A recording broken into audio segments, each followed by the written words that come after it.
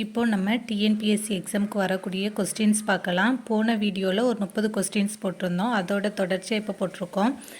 First பார்க்கலாம். சிறகடிக்காமல் கடலையும் தாண்டி பறக்கும் பறவை எது? கப்பல் பறவை. தமிழகத்தில் வெகுவாக அழிந்து வரும் பறவை இனம் எது? சிட்டுக்குருவி.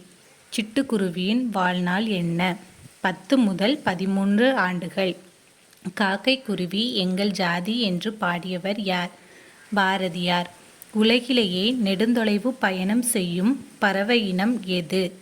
ஆர்டிக் ஆலா. பறவை பற்றிய படிப்பு என்ன?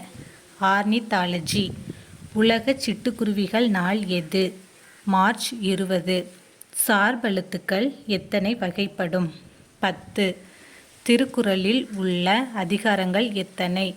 133. திருக்குறளில் குறள்பாக்கள் எத்தனை? 1330.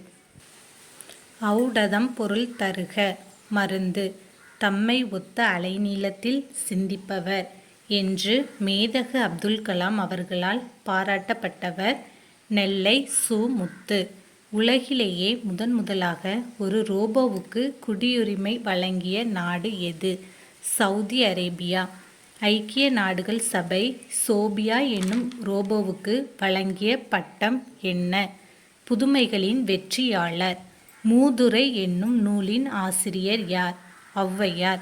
மூதுரை என்னும் சொல்லுக்கு அர்த்தம் என்ன? மூத்தோர் கூறும் அறிவுரை.